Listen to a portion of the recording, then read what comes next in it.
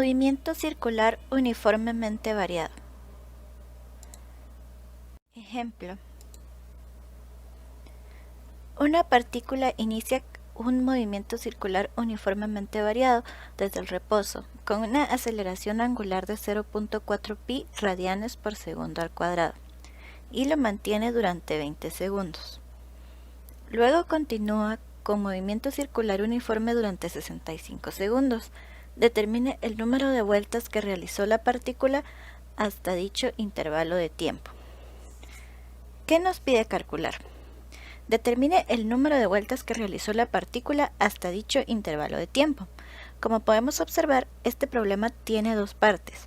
Esta partícula inicia con un movimiento circular uniformemente variado y luego continúa con un movimiento circular uniforme, y nos pide calcular el número de vueltas que da la partícula en todo este tiempo. Empezamos con la parte de movimiento circular uniformemente variado y vamos a trabajar con estos datos. Vamos a completar la gráfica con los datos que tenemos.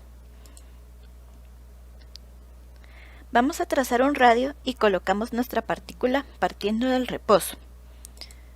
Y también vamos a trazarla cuando termine. Acá, que va a terminar el movimiento circular uniforme. Vamos a trazar la rapidez angular, omega sub 0.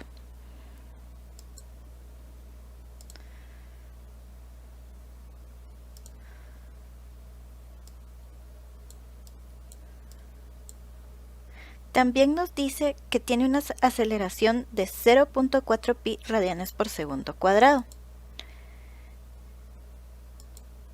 Esta la vamos a denotar con la letra griega alfa.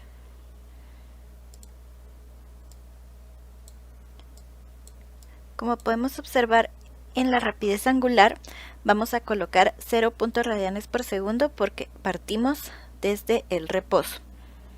Bueno, anotamos nuestra aceleración.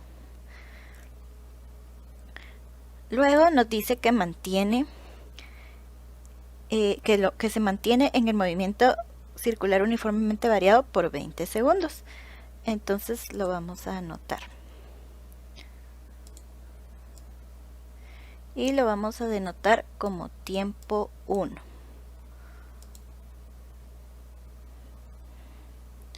Ahora vamos a calcular el número de vueltas que realizó la partícula en dicho movimiento.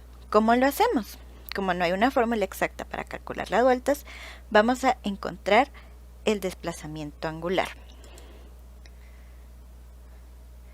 que lo vamos a encontrar acá.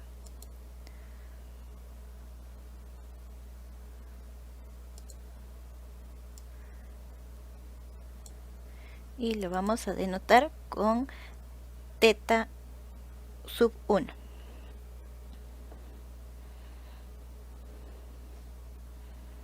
Ya teniendo estos tres valores, vamos a utilizar la siguiente fórmula.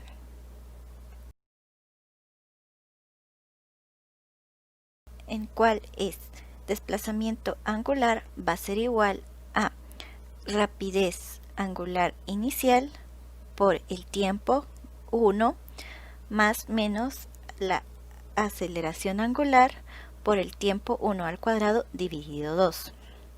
Vamos a rellenarlo con los datos que tenemos. Nuestra rapidez angular inicial va a ser 0, porque partimos del reposo, por el tiempo 1, que va a ser 20 segundos, más 0.4 pi, que va a ser nuestra aceleración, por 20 al cuadrado, que es nuestro tiempo, dividido 2. Notamos que utilizamos el signo más. ¿Por qué lo utilizamos? Porque la aceleración angular aumenta. Entonces, por eso utilizamos el signo positivo. Ahora vamos a calcular. Nos queda que nuestra aceleración angular en el movimiento circular uniformemente variado es 80 pi radianes. Lo vamos a anotar. Por ahorita no lo necesitamos en vueltas, pero por ahorita no lo vamos a realizar. Lo realizaremos hasta el final. Ahora bien, como nos encontramos en la segunda parte, que es el movimiento circular uniforme, vamos a anotar los datos que tenemos. Nos dice que el tiempo es de 65 segundos.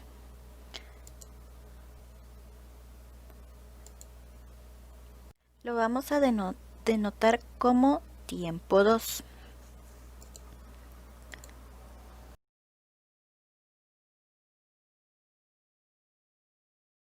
Y lo vamos a colocar acá, que es lo que va a tardar en realizar la vuelta en el movimiento circular uniforme. Queremos encontrar nuestro desplazamiento angular en el movimiento circular uniforme. Entonces vamos a encontrar otra vez nuestro desplazamiento angular, pero en el movimiento circular uniforme.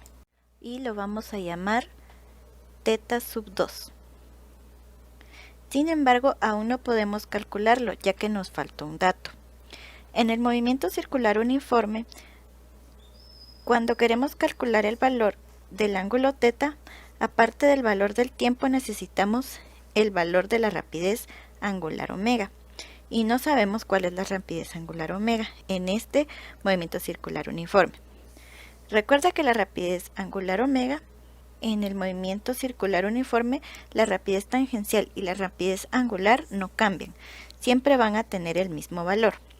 Entonces regresamos otra vez a nuestro gráfico.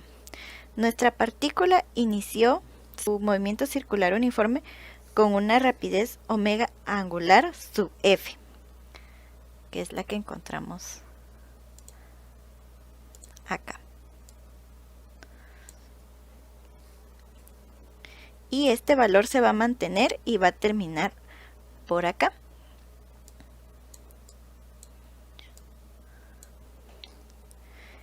Con el mismo valor de su rapidez angular, es decir, omega sub f. Porque en el movimiento circular uniforme el valor de la rapidez tangencial y la rapidez angular no cambian. Entonces vamos a calcular omega sub f. Entonces vamos a regresar al movimiento circular uniforme, porque como podemos ver, la partícula inicia con omega sub 0 y termina con omega sub f. Y utilizaremos la siguiente fórmula.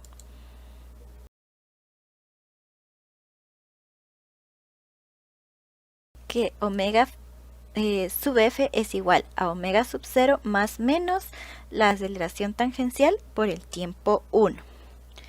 Colocaremos los datos y nos quedan 8pi radianes por segundo. Ahora sí, ya podemos calcular nuestro ángulo θ2 y utilizaremos la fórmula y lo vamos a obtener. Nuestro desplazamiento angular 2 va a ser igual a la rapidez angular sub f por el tiempo 2.